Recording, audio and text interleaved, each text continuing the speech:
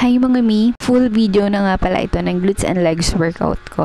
As you can see, nagbubuhat ako ng dumbbells. 10 kilograms nga pala yung bigat nito. Mga unang set ko pa lang ng pagbuhat, Diyos ko naman yung pawis ko. Tumatagatak na talaga. Yung countings ko pala nito is 10 reps by 2 sets. So, bilang lang ako ng 10 and then rest. Tapos balik ulit. So, a total of 20. Ibig sabihin, 20 times ko siyang ginagawa. So, yung pinaka-focus nitong workout ko is yung butt and syempre, yung legs ko.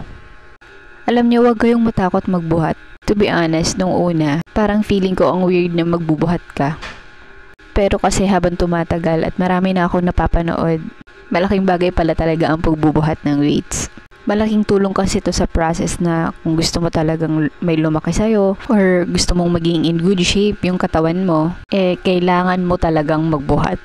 Kaya maganda na mag-invest ka ng mga gamit para sa home workout. Kung ayaw mo sa gym at parang feeling mo nakaka-out of place or baka tinitingnan ka lang ng mga kasabay mo, di mag-invest ka ng gamit para sa bahay ka na lang, 'di ba? Next equipment pala na gamit ko is yung sand weights. Yung bigat pala nito is a total of 10 kilograms din. So, 5'5" ang magkabilaang paa. Opo, mabigat siya. Nangangailangan ng force. Kaya naman talaga kapag ginawa mo or kapag binuhat mo siya, yung pawis mo na naman, bonggang-bongga. At syempre, hindi lang pawis yung pinag-uusapan dito. Effect din ito sa target muscle natin. Mas mabigat na weight, mas maganda. Masingit ko nga lang pala, no? If interested kayo sa mga equipments na ginagamit ko, ilalagay ko lahat yan sa comment section.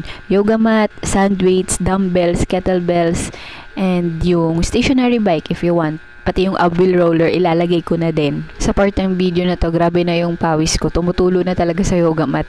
Pero yan ang pinaka-satisfying na feeling. Yung habang medyo sumasakit na ng kaunti yung balakang mo, yung paa mo, yung legs mo, tumutulo pa yung pawis mo. Alam mong worth it every sweat.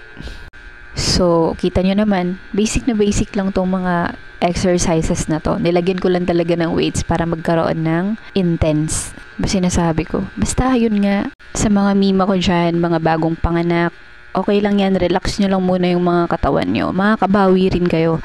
Mga 2 to 3 months kapag fully healed ka na, mag-unti-unti ka na rin ng workout. Sa ibang mima ko din dyan na hindi alam kung paano magsimula, magbabalik alindog nila. Tangin nyo muna yung sarili nyo kung talagang willing na kayo mag-workout, willing na kayo mag-diet.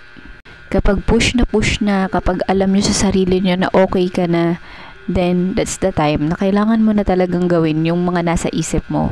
Alam nyo naman walang mangyayari sa atin kung puro lang tayo plano. Kailangan din natin ng kilos. Kaya nyo naman talaga yan, pero kailangan nyo lang din talaga ng motivation. If ever tinapos itong video na to, ito na yung sign na kailangan mo na talagang gawin yan. I-push mo na yan. Go Mima, sabay tayo.